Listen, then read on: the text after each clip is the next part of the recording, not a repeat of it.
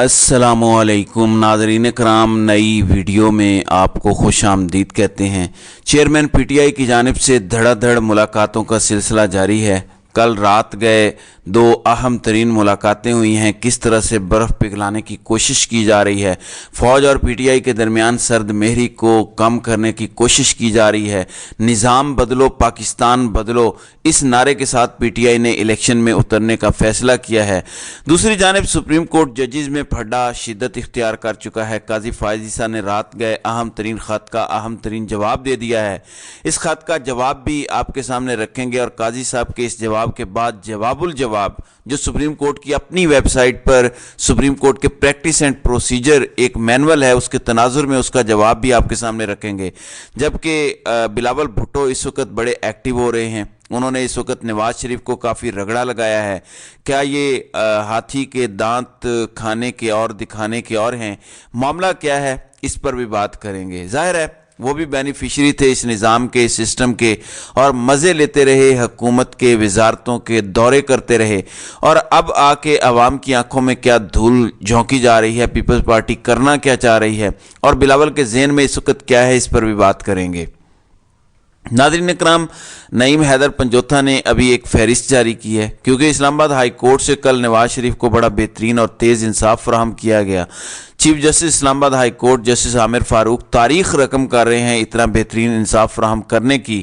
تو نعیم حیدر پنجوتھا نے ایک فہرست دی ہے جس میں 22 کیسز کا ذکر کیا گیا ہے کہ یہ وہ کیسز ہیں جن میں صرف اسلام آباد ہائی کورٹ کی حد تک عمران خان کی درخواستوں پر ناانصافیاں ہوئیں۔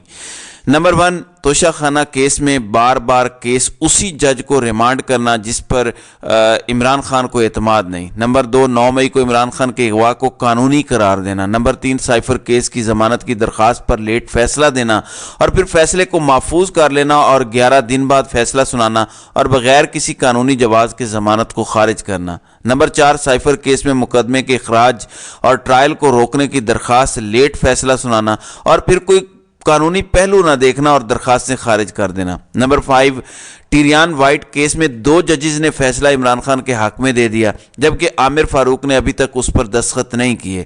نمبر 6، محفوظ خانے، وکلاء، ڈاکٹر اور فیملی کی ایکسیس پر 2 مہینے بعد فیصلہ دینا اور فیصلے میں واضح طور پر ڈائریکشنز نہ دینا۔ اس کے علاوہ توشہ خانہ کیس میں سزا کو معطل کرنے پر 25 دن لگانا۔ نمبر 8، عمران خان کی طرف سے عدم اعتماد کی درخواست دینا کہ آپ ہمارا کیس نہ سنیں، اس پر ہماری درخواست کو قبول نہ کرنا اور تمام درخواستوں کو اپنے پاس رکھ لینا اور انصاف نہ دینا۔ نمبر 9، عمران خان کے زخمی ہونے کے باوجود مجبور کرنا کہ وہ خود آ کر بائیو میٹرک کروائیں اور گیٹ کے باہر انہیں گاڑی سے اتار دینا۔ نمبر 10، سابقہ وزیر اعظم کی سیکیورٹی کی درخواست پر فیصلہ نہ دینا اور عمران خان کا اپنی سیکیورٹی کے ساتھ اسلام آباد آنا۔ نمبر 11، ٹرائل جج طاہر سپرا سے تمام کیسز کو ٹرانسفر کی درخواست پر ہماری استدعا قبول نہ کرنا۔ نمبر 12، 9 مئی کو بائیو میٹرک کمرے سے عمران خان کو اغوا کیا گیا، توڑ پھوڑ، وکلاء اور اہلکاروں پر تشدد کیا گیا، کیمرے اتارے گئے، اس پر انکوائری شروع کی گئی جو بعد میں کسی وجہ کے بغیر ڈسپوز آف کر دی گئی، آج تک اس پر کوئی بات نہیں ہوئی۔ نمبر 13، توشہ خانہ کیس میں 26 گھنٹے ایک وارنٹ کی وجہ سے آپریشن کیا گیا اور اس وارنٹ کو 26 گھنٹے بعد چیف صاحب نے منسوخ کیا۔ نہتے لوگوں پر تشدد، ظلم، شیلنگ، واٹر کینن کا استعمال ہوا۔ اس کے علاوہ 17 مارچ کو کہا گیا کہ آپ 18 مارچ کو جوڈیشل کمپلیکس پیش ہوں، حالانکہ عمران خان پر وزیر آباد حملہ ہوا تھا اور وہ اس وجہ سے پیش نہیں ہو پا رہے تھے، لیکن مجبور کیا گیا اور وہ پیش ہوئے۔ 18 مارچ کو جوڈیشل کمپلیکس عمران خان پر حملہ ہوا، شیلنگ، تشدد، لاٹھی چارج اور پھر ایف آئی آرز درج کی گئیں۔ اس کے علاوہ ایک پوری فہرست ہے۔ توشہ خانہ فیصلے کے خلاف ابھی تک اپیل فکس نہیں ہو رہی، القادر ٹرسٹ کیس اور توشہ خانہ کیس میں پہلے لیٹ کرنا، پھر نیب کی غلطی ماننے کے باوجود القادر ٹرسٹ کیس میں ضمانت بحالی والی درخواست خارج کر دینا، بغیر کسی جواز کے 4 ہفتوں کے اندر اندر سائفر کیس کا ٹرائل ختم کرنے کی ڈائریکشن دینا، سائفر ٹرائل کے اندر کی گئی غلطیوں کو جائز قرار دینا، عدم اعتماد کے باوجود ہر کیس پر خود بیٹھنا اور فیصلہ کرنا۔ اس کے علاوہ بھی ایسی درخواستیں ہیں جو لکھ نہیں پایا اور ایسے مواقع ہیں جہاں انصاف نہیں کیا گیا جو زبانی یاد تھیں۔ جسٹس عامر فاروق کی عمران خان کے ساتھ ناانصافیاں، نعیم حیدر پنجوتھا کے مطابق ان کی یہ ایک فہرست ہے، جبکہ اسی عدالت سے نواز شریف کو ریلیف مل رہا ہے۔ آپ اندازہ کریں کہ فیصلے بھی محفوظ ہوتے ہیں اور چند منٹ میں محفوظ فیصلے جو ہیں وہ سنا بھی دیے جاتے ہیں۔ दूसरी जानिब बिलावल भुट्टो जरदारी इस वक्त बड़े एक्टिव हैं और इनकलाबी बने हुए हैं। उन्होंने बड़ी स्टेटमेंट्स दी हैं कि चोर चोर कहने वाला खुद घड़ी चोर निकला। खान साहब पर भी तनकीद के निश्तर बरसाए और फिर कहा कि मियाँ साहब का एक ही रोना है, मुझे क्यों निकाला, मैं ऐसा सरप्राइज़ दूंगा कि रायवेंट हमेशा याद रखेगा। फिर ये भी कहा कि किसी को हक नहीं कि वो किसी को 5वीं मरतबा वज़ीर आज़म बना दे। यानी खान साहब पर भी तनकीद, नवाज शरीफ पर भी तनकीद, ताकतवर हलकों को भी एक नाम नेहाद वार्निंग। ये सब कुछ क्यों किया जा रहा है? दर हकीकत ये पीटीआई के वोटर्स की आंखों में धूल झोंकने के मुतरादिफ और अपने आप को पाकिस्तान तहरीक इंसाफ की एक रिप्लेसमेंट के तौर पर पेश किया जा रहा है कि पीटीआई का वोटर अगर बैलेट पेपर पर पीटीआई नहीं ढूंढ पाता तो इस सूरत में उस वोटर को पीपल्स पार्टी के लिए घेरा जाए। ये शायद इनकी एफर्ट तो हो सकती है, बड़ी बड़ी बड़कें और बड़ी बातें कर रहे हैं, लेकिन अवाम इनके जलसों का, इनके कन्वेंशंस का भी वही हशर कर रही है जो मरियम नवाज के जलसों का होता है। वहाँ उन्हें रिजेक्ट किया हुआ है। सबको पता है कि आपने पीडीएम गवर्नमेंट जो एक मिक्स अचार था, जो चूचू का मुरब्बा था, जो एक भानमती का कुंबा था, उसमें आप शामिल थे। इमरान खान को घर भेजने में आप शामिल थे।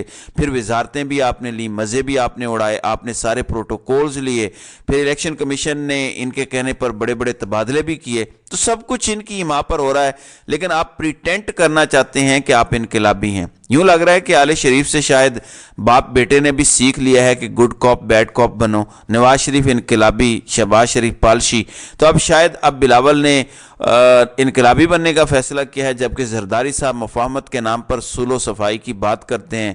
तो ये गेम हो रही है। दूसरी जानिब ऑस्ट्रेलवी हाई कमिश्नर नील हॉकिंग ने चेयरमैन पाकिस्तान तहरीक इंसाफ बैरिस्टर गौहर से मुलाकात की है।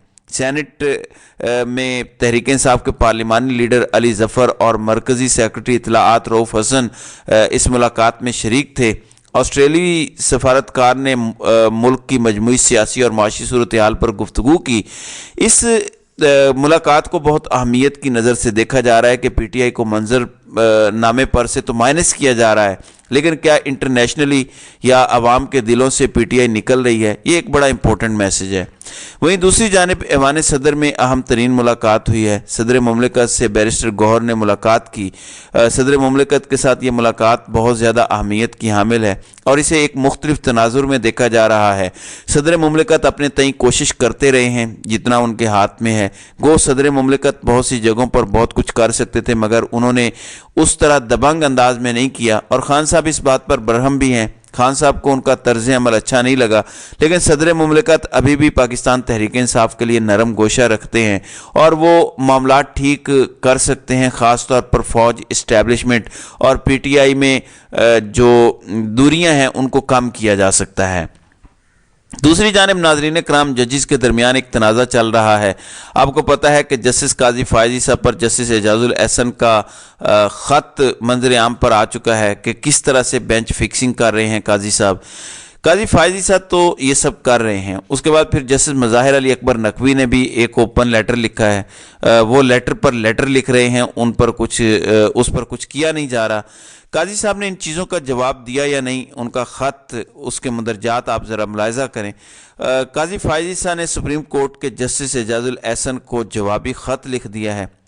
चीफ जस्टिस ने ख़त में कहा कि मेरे दरवाजे अपने तमाम साथियों के लिए हमेशा खुले हैं, मैं इंटरकॉम और फ़ोन पर हमेशा दस्तयाब होता हूं। उन्होंने कहा कि आपने अपने तहफ़्फ़ुज़ात के लिए ना मुझे कॉल की, ना मुलाकात के लिए आए। आपका ख़त मिलने पर फौरी आपसे इंटरकॉम पर राब्ते की कोशिश की, लेकिन जवाब ना मिला। इनका कहना था कि मैंने अपने स्टाफ को आपके साथ राब्ते का कहा तो स्टाफ ने बताया कि आप जुमे की दोपहर को लाहौर चले गए थे। चीफ जस्टिस ने कहा कि पाकिस्तान की आवाम के पैसों से 6 दिन काम करने की तनख्वाह मिलती है, ना कि 4.5 दिन की। जज की पहली जिम्मेदारी अदालती फ़राइज़ की अंजामदही है। मशवरा करने में दिलचस्पी ना होती तो जिस एक्ट को आपने मुअत्तल किया था उस पर अमल क्यों करता? अगर मुझे जजिस कमेटी के फैसलों पर अमल ना करना होता तो मैं इसकी कार्रवाई को पब्लिक क्यों करता? चीफ जस्टिस ने कहा कि जजिस कमेटी के 3 इजलास आपकी अदम मौजूदगी की वजह से मुलतवी हुए। जजिस रोस्टर पर आपके एतराज़ात हैं तो नया इजलास बुलाकर नए बेंचेस की तश्कील पर गौर हो सकता है। ख्याल रहे कि गुज़श्ता रोज़ सुप्रीम कोर्ट में बेंचेस की तश्कील पर जस्टिस एजाजुल एहसन ने रजिस्ट्रार सुप्रीम कोर्ट को ख़त लिखकर तहफ़्फ़ुज़ात का इजहार किया था और अब काजी साहब ने जवाब दे दिया है। और काजी साहब ने नुक्ता क्या उठाया है कि 6 दिन के पैसे मिलते हैं, 4.5 दिन के नहीं। आप लाहौर क्यों चले गए? अच्छा, अब इन निकात पर आप उन निकात पर बात करें जो आपके असल निकात हैं। अब काजी फ़ाइज़ ईसा जस्टिस एजाजुल एहसन के ख़त का जवाब देने की से पहले अगर सुप्रीम कोर्ट की वेबसाइट पर supreme court rules and order का अगर सफ़र नंबर 3 पढ़ लेते तो शायद बेहतर होता। रूल्स में बहुत क्लियर लिखा है कि जुमे को कोर्ट रूम का टाइम 12 बजे तक है और कोर्ट वर्किंग आवर्स 8:30 से 3:30 तक हैं, जबकि कोर्ट रूम का टाइम 12 बजे तक है। यहीं से आप अंदाज़ा लगा लें कि इनका अपना नुक्ता गलत करार पाता है। मसला यह है कि अगर आप पर एक एतराज़ उठाया गया तो आपने दूसरा एतराज़ उठा दिया कि आप जुमे को लाहौर चले गए, आपको तो इधर होना चाहिए था। तो आप यहीं से समझ जाएं कि सूरत हाल क्या है, मामला क्या है। काजी साहब को जिस बात का जवाब देना चाहिए था वो उस बात का जवाब क्या देते, उनको जवाब देना चाहिए था कि मिनट्स के अंदर क्या मामला हुआ।